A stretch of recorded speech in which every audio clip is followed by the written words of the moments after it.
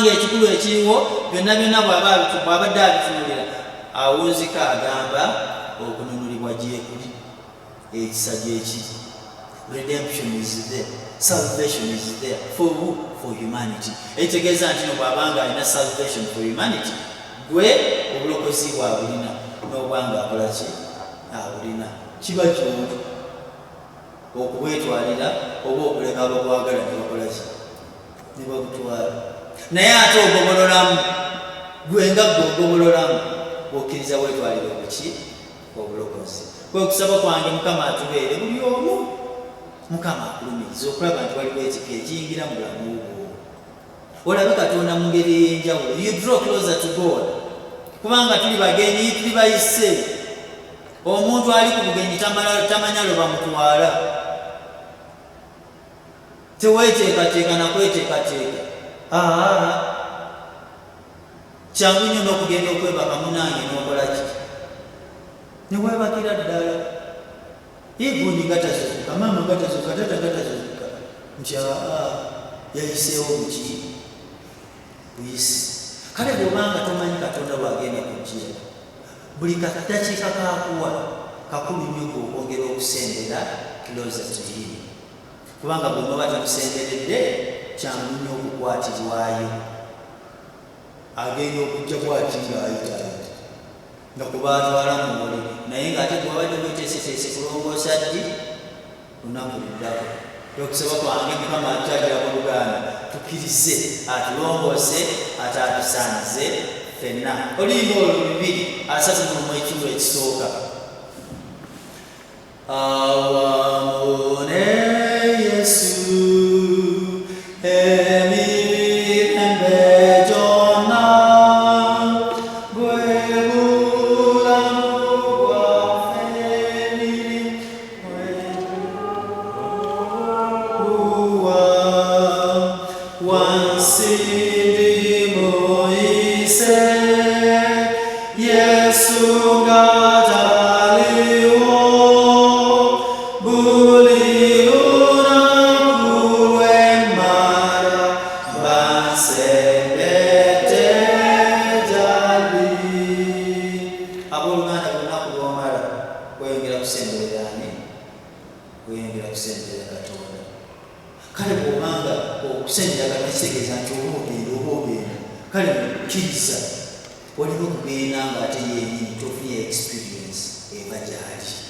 ng'osobola okuwa obujulirwa twenakwata ku Kristo, lwe nakkiriza Kristo okubeera omulokozi wange, nalaba ekyenjawulo mu bulamu bwange. Oyinza okuba ng'oli awo nga weeraliikirira, ye naamusasula ntya nga byenkoze bingi, nti ebibi byo byasonyiyibwa. Nsoma busomi bigambo ebyo, ebibi byo byasonyiyibwa. Oluyimba 184 nti ebibi byansonyiyibwa n'ebbanja lyange lyakola ki lyaggwa lwe nakola ntya lwe nakkiriza Kristo. Abooluganda kukkiriza Kristo, that's all I need to pray. Sente si nnyingi n'ebyokukola si nnyingi, kugamba nti kukkiriza obeera omuti omulokozi w'obulamu bwange. Era bw'onookola bw'otyo Oluganda, byonna gy'olaba bibadde bikweraliikiriza omutima, ebadde bikumazeeko emirembe, Katonda ajja kukuwa emirembe ate ensi gyetasobola kukola ki okuwa. Mukama bampeere omukisa n'emirembe gye.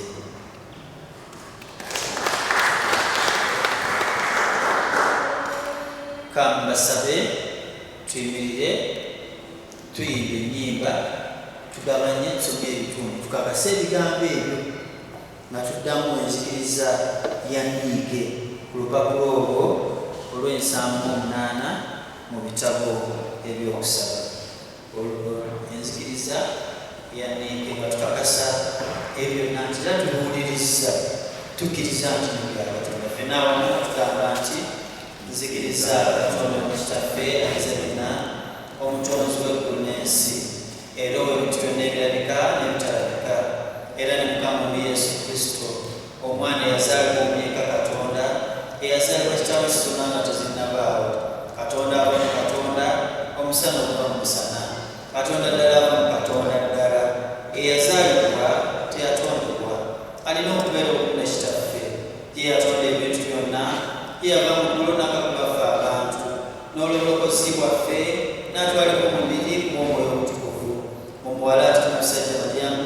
n'afuuka omuntu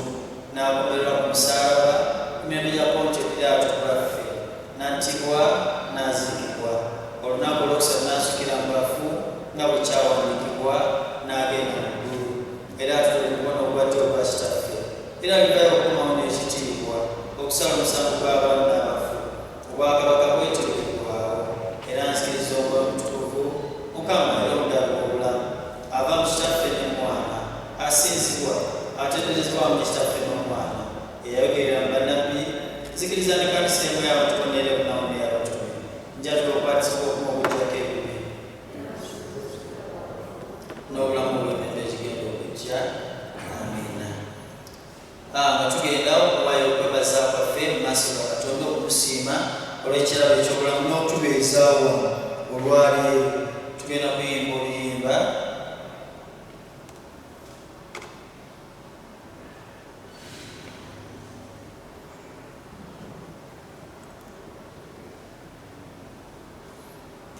oluyimba olwo 239, oluyimba 229, sorry, oluyimba 229. Waliwo ensi esinga eno nga nnungi. Oluyimba 229 nga bwe tweteekateeka okusinza mu butukuvu.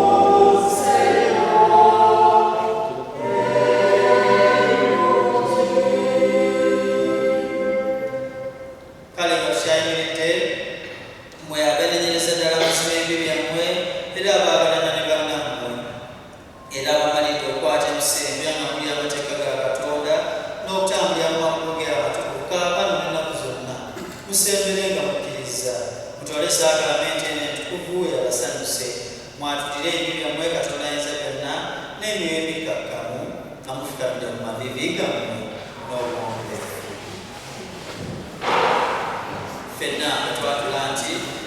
Katonda ayinza byonna kitaawe wa Mukama waffe Yesu Kristo omutonzi w'ebintu byonna asala omusango gw'abantu bonna twatula tunakuwalira ebibi byaffe n'okwonoona kwaffe okungi bwe twakukoze obi ennyo mu bigambo bye twakalowoozezza ne bye twakoogedde ne bye twakakoze nga tunyooma ekitiibwa eky'obwa Katonda bwo kyetudde tusandire nnyo obusungu bwo n'ekiruyi kyo twenenyereza ddala tunakuwadde nnyo olw'ebyo byaffe bwe tubijjukira ebyo byaffe kituluma obuzito bwabyo butulemye otuddiremu ayi kitaffe ekisa kyonna kuba omwana w'omukama waffe Yesu Kristo otusonyiwe byonna bye twakakoze otuwa omukisa tukuweerezenga tukusanyusenga mu mpisa empya kaakano ennaku zonna erinnya lyo ligulumizibwe litenderezebwe wa Yesu Kristo mukama waffe amiina. Katonda ayinza byonna kitaffe ow'omu ggulu eyasuubiza olw'ekisaa kye ekijja okubasonyiwa bonna abano gy'ali nga beenenyereza ddala era nga bakkiriza amazima gwensaba nno atutaasire ffe atusonyiwe atulokole ebibi byaffe byonna atunyweza tuwa amaanyi mu bingi byonna olunaalyoka atuuse mulamu obutaggwaawo wa Yesu Kristo mukama waffe amiina. Mulira ebigambo ebisana omulokozi waffe Kristo byagamba bonna bamujjukira amazima tumije gye ndiko mwenna abakoye era abakitowereddwa nange n'abawuuza muye nate Pawulo omutukuvu bw'ayogera nti ekigambo ky'Yesu era kisaanira okukkirizibwa kwonna nti Kristo Yesu yajja mu nsi okulokola abalina ebibi. Mukama abeere nammwe mwemuse emitima gyammwe tweyaze Mukama Katonda kirungi kisaana nekituwande ddala okubweyanza ebyo byonna n'ebifo byonna ayi Mukama Katonda ayinza byonna ataggwaawo naffe omu ne bamalayika abakulu ne bajjajja ne bannabbi abatume n'abajulirwa era n'ekibiina eky'omukulu ekitukuvu kyonna kyeva tusuuta tukulumiza erinnya lye ekitiibwa nga tukutendereza obutamala nga tugamba nti omutukuvu omutukuvu omutukuvu Mukama Katonda ow'eggye eggulu n'ensi bijjudde ekitiibwa kyo ogw'ekitiibwa ayi Mukama alondowe nnyo ekitiibwa kyonna n'okwebaza bibeere gy'oli ayi Katonda ayinza zenna kitaffe ow'omu ggulu kubanga gwe mu kisa kyo ekitagerekeka owaayo omwana wo omuyeka Yesu Kristo okutwala obuzaaliranwa bwaffe n'okufiira ku musaalaba olw'okututulula kwe yaweera omulundi ogw'omusadaala emu ennamba entuufu etaabulamu eyamalira ddala okutangirira ebibi by'ensi byonna n'okubiggyawo n'ateekawo ekijjukizo eky'okufaako okw'omuwendo omungi ekitateekwawo okutuusa bw'alikomawo n'alagira mu njiri y'entukuvu okukikwatanga ayi kitaffe ow'ekisa tukwegayirire n'obuwombe ffe otuwulire otuwe ffe bwe tunaatoola ebitonde byo bino omugaati n'enviiri omwana w'omulokozi waffe Yesu Kristo nga bwe yalagira atujjukira okufa kwe bwe baamuta tugabire omubiri gwe ogulina omukisa mungi n'omusaayi gwe ekiro kiri kye bamuliramu olukwe yaddira bw'ati omugaati bwe yamala okwebaza n'amumenyaamenya n'agabira abayigirizwa be n'abagamba nti mulye mwenna ku guno kubanga guno gwe mubiri gwange ogweddwayo lwammwe mukolenga bwe mutyo okujjukira nze era bwamala okulyananira bw'ati ekikombe bwe yamala okwebaza n'abagabira ng'abagamba nti mulye mwenna ku eno kubanga eno gwe musaayi gwammwe gw'endagaano okuyise kulwamu ne kulw'abantu abangi okuggyawo ebibi mukolenga bwe mutyo tulonaamunywangako okujjukira nze ffe abangi tuga buli gumu kubanga ffenna tugaba omugaati tumu emirembe gya Mukama waffe gibengana mu bulijjo kale olw'okuba nti tusaanye okusinzira ku meza entukuvu katumusate yennyini asaanira naffe atusaanize oga misaali olupapula lw'ekyenda atugamba nti ayi Mukama ow'ekisa tetwagamba kusemberawo emmeeza yeeno nga twesiga obutuukirivu bwaffe wabula okusaasira ku munene obungi tetusaanye nakuŋŋaanya kunkuka oli wansi w'emmeeza ye naye bwe Mukama atajibulajibula alina ekisa mu ddina ebyo byonna ayi Mukama wamuli ekisa tuweewa omukisa naye bwe tutyo omirimu omwana w'omwagalwa Yesu Kristo tunywe bwe tutyo omusaayi gwe emibiri gyaffe girina ebibi girongoosebwa omubiri gwe n'obulamu bwaffe bunaazibwa omusaayi gwe gw'omwenda omungi tubeere mu ye n'abeere mu ffe emirembe n'emirembe amiina kale abooluganda musende mutoola oluya n'omusaayi awa nakwebaza.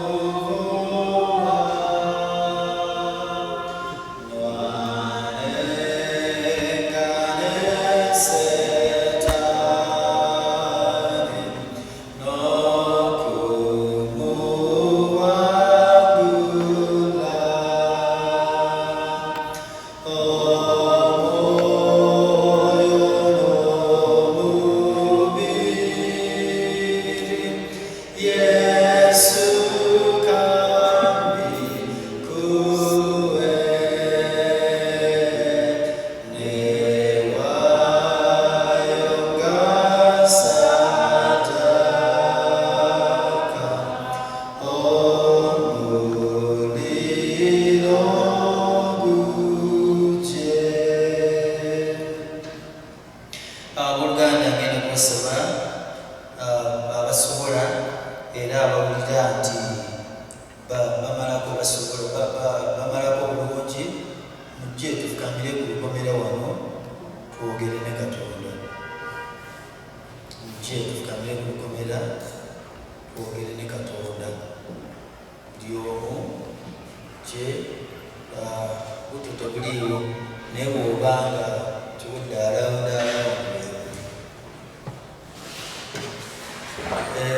ekisa kya Yesu kisinga obulungi, kiki ekyamutuukiriza, ekisa kye kingi. Yesu muti kweyafirira, Yesu yeyandokola neyanze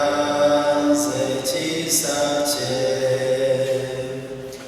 Mukisa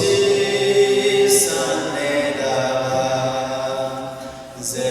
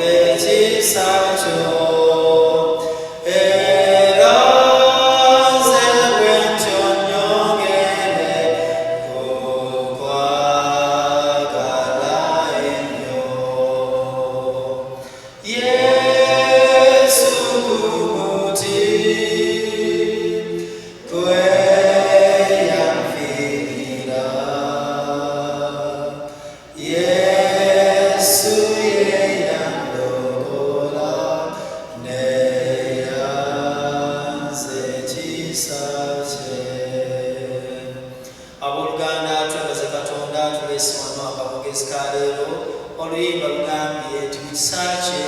mwe nneerabiranga nina ebibi, naye ate mu kisa kye mwe nafunira obulokozi, nti gwe aliwa neera afukamidde wano okuyambibwa okusitulwa,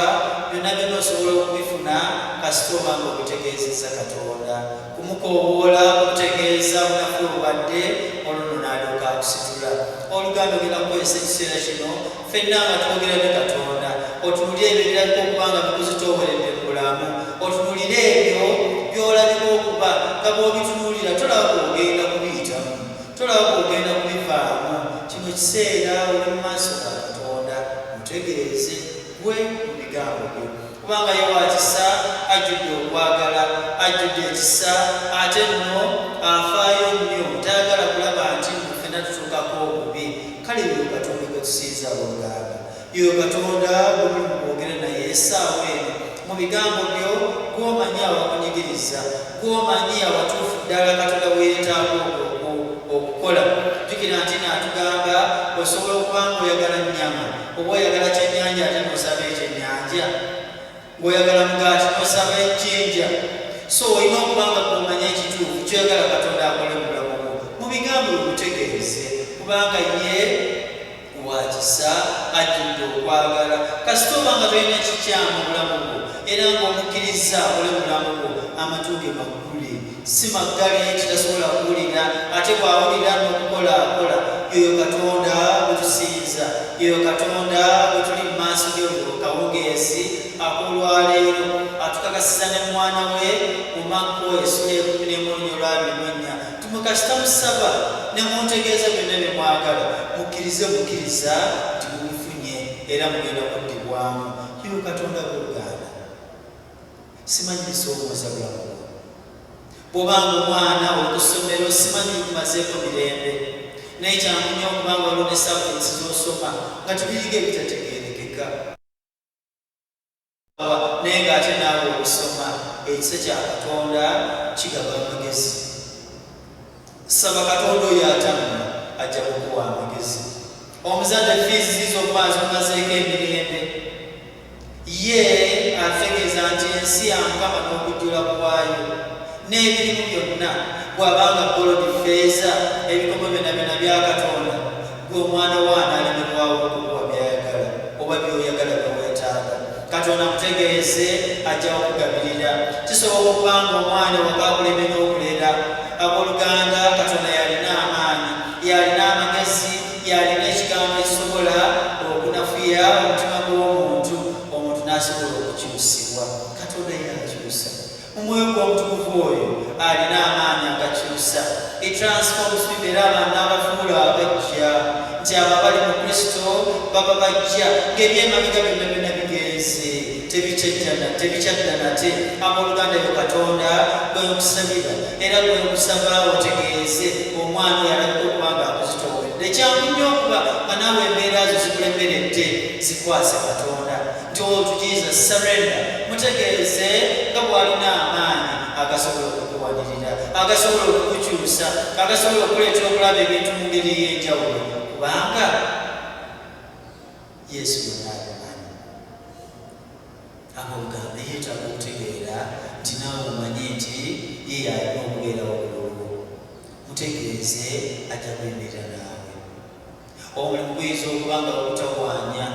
nga tonaakufuna mulimu obanga omulimu ogulina naye ng'ate ng'okola nagwo munnanga ate bakulowooleza ebirala tegeeze Katonda he has the authority he has the mandate ate era bwoba obutegeeze balina obusabira bulungi kubanga Katonda twagala okukola obulungi si okukola obubi olw'ebibi ebijja gye tuli kale atugamba okumangula obubi nga tukola obulungi oyo Katonda bwe tulize mu maaso g'olwaleero yalina ebyokuddamu by'olwaleero gwe kasita omutegeeza ye mwesigwa bw'abaawo ekikusitomera kyonna mu bulamu obulamu buyinza okuba nga nabwe si bwa mulembe nejjukira nti no yeyakutonda ye ye mubumbi bw'abanga ye mubumbi amanye obunafu obuli ku mubiri gwo mutegeeze asobola okuwumbulula ate n'akwongera amaanyi oba n'akuwa ebyo byoteekeddwa okubeera nabyo ebikuleetera ebikusobozesa okukuweereza Katonda mwesigwa mutegeeze ye mulungi ate atwagala tetwagala lwakubanga tulina bingi bye tukoze mu maaso ge nti obola okubanga tuli batuukirivu atwagala bwagazi kale gwe mutegeeza beera n'okukkiriza that will actually answer you nti ejja kukuddamu kitaffe omulungi era omwesigwa twongera okujja mu maaso gera okukwebaza kubanga obulungi bw'omukisa obwogera naawe tugenda okuba we tuba tuvudde wonna wonna nga tutolokose bangi abali wanaye Mukama bayinza okuba ng'ebibasoomooza ebibadde bitwaliddemu n'okweraliikirira mu bulamu naye ng'otugamba mu kweraliikirira kwonna tusabenga busabi n'okwegayirira nga bw'otugamba mu Bafiripi 4:6 tulemenga okweraliikirira wabula tukutegeeze butegeeza kale ye bakutegeezeza kitaffe era nga balina okukkiriza nti gojja kukola ebyomukisa eby'omuwendo mu bulamu bwabwe ojja kubagirawo ensozi zonna zonna ezibadde ziri mu maaso gaabwe ojja kuseeteeza obugulu bwonna bwonna obubadde buli mu maaso gaabwe kitaffe kubanga byonna obuyinza kyalira emitima n'obulamu obw'abasajja abakazi na bonna bonna Mukama abali wano kubanga bagwetaaga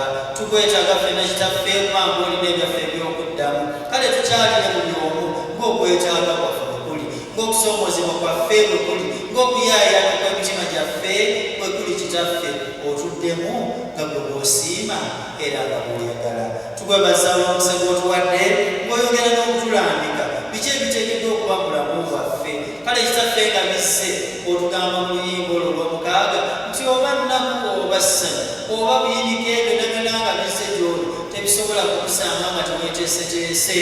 bw'onokkiriza Yesu. Tukusaba kitaffe nga tuyita mulamu muno nga tuyita mu kisingo kino otubeere okunoonya gwe n'okukkiriza omwana we Yesu abeere omulokozi waffe olwo lwoka otuwambuzise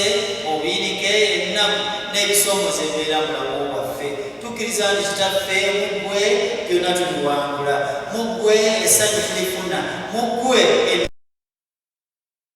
maaso olwali okutegeeza kitaffe ebibadde bituzitooweredde nti ffe be tutayinza ng'abaana b'abantu bwe kitaffe by'oyinza by'okola n'okumala by'omala kitaffe kale kola ku bintu ebyabazaanabo n'abaddu bo abali wano mu maaso go ebyo byonna byonna ebireka okuba nga bibadde bimazeeko emirembe kitaffe babikutegeezezza kale baddemu gwe Katonda kitaffe ow'ekisa tutambule ebisuubizo byebyo kubanga bw'otugamba nti mukonkone muligulirwawo musabe muliweebwa mweyanjule kale Katonda anaakola byonna byonna nga bwe basiimira bwe baagala kitaffe tweyanjudde era tukonkonye ku luggi lwo era tukutegeezeza byonna byetwagala nga tumanye nti nogwagenda okutuddamu kale ddamu emitima gy'abantu bonna abali wano olwaleero bava wano kitaffe bakunoolu bagenda okudda mu kkanisa yo nga bawa obujulirwa nti okoze ebyamaanyi okoze ebyekitawo tukwebaza era tukugulumiza nga tukuwa ekitiibwa gwe Katonda omwesigwa weebale ddala Mukama weebale ne Yesu weebale ne kitaffe tusabye n'okwebaza nga tuyita mu linnya ery'omwana we Yesu Kristo Mukama waffe amiina katweyagaliza ekisaawe Uganda ekisa kya Mukama waffe Yesu Kristo n'okwagala kwa Katonda n'okuseera omwoyo omutukuvu bibeere naffe ffenna n'eri abooluganda bonna emirembe egitoolwawo amiina kale n'emirembe egya Katonda ekisinga okutegeera kwonna gyensaba gikume emitima gyaffe n'amagezi gaffe bulijjo tulemenga okuba mu kumanya n'okwagala Katonda wamu n'omwana we Yesu Kristo Mukama waffe era n'omukisa ogwa Katonda ayinza bino ekitaffe n'omwana omwoyo omutukuvu omukisa ogw'ekisaba nga Katonda atuddiremu byonna byonna bye tumutegeezezza weyimirire naffe wongere okutuwa essuubi wongere okutuwa okukkiriza mu ye wongere okutunywereza mu ebyo byagala tukole kutukyayisa byakyawo kale omusaba Katonda bulemu okutuvaako leero ne bulijjo emirembe n'emirembe amiina Mukama abeere nammwe.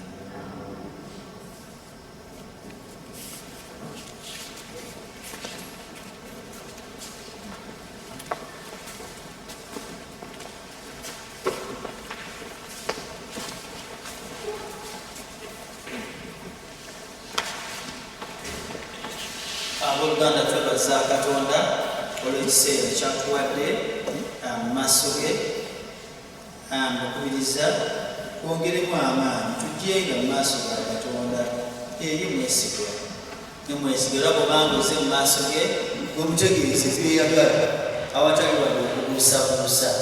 ajja kukola ebyekisa ate era bwe tunaatumaliriza ekisiiba kuga nti mwebe tuba ne fellowship kubanga tulina okukula mu mwoyo tulina okukula mu mwoyo tuba ne fellowship wano lwakusatu ssaawa 11 kiba kikulu nnyo omuntu n'obanga oliisa omwoyo wo ow'omunda bw'obanga tumuliisa ebintu ojja kusigala nga obiraba nga abalala bakola ki bwe babiraba so ojja kubakubiriza abooluganda tikale nga tujja tubeeko n'ekinjawulo kyetutwala mu bantu n'ate ng'ekisingo kiwedde tuddemu twekubirize tubeerengawo mu fellowships ne tusaanira tujje kwe kubeera mu maaso ga Katonda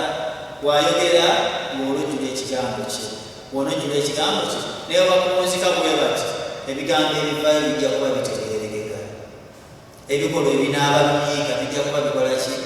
bitegeereka bw'onoobanga osazeewo okujjuzibwa eby'ebbali ebyekujja mu kkanisa bwe banaayiwa bwe bati kale bw'obadde oluŋŋaana nabo banaalaba ky'obadde oli egwebweyo naye tukkiriza mu kiseera kino ekyekisibo Mukama ajja kutufuula abantu ab'enjawulo olwo tulyoke tuweereze mu kanisa ye nga tukola awatali kwemulugunya wadde okwesiriikiriza kubanga ffe baataddewo okutuukiriza obuweereza obwo. Nsaba muneegatteko nga tunakumaliriza twaniriza embuuliza Harriet Kuloch tulusanyuse okulaba yeebazibwe n'omukebezi leero aliwo ekisha nateza twesiimye olw'obuweereza obwo webalene nammwe abooluganda okujja muwubireko bububizi bwoti omwebaza oyinza okugamba akatono okulaga nti oli musanyufu musanyufu tifena tusobola okukuŋŋaanira awamu. Mukama yeebazibwe. Nga tumaliriza kambasabe twemerere tuyimba oluyimba olwo olw'amakumi 20 oluyimba olw'amakumi 20 nga tumaliriza okusinza okwa kawungeezi kaleero oluyimba olw'amakumi 20 nga tuyimiridde ffenna.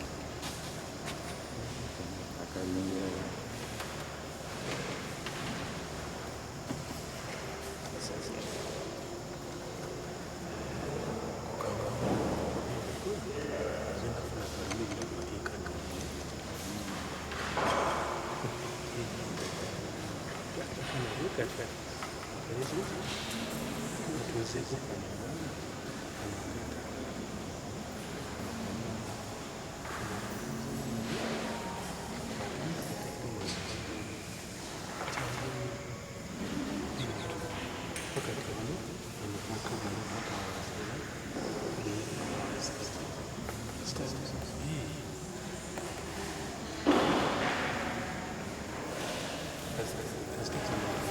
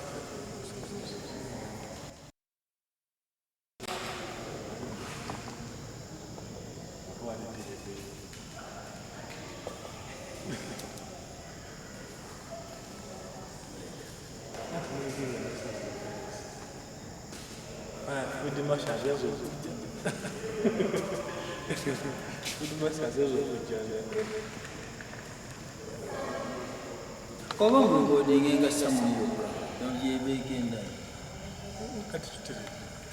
And to go to the money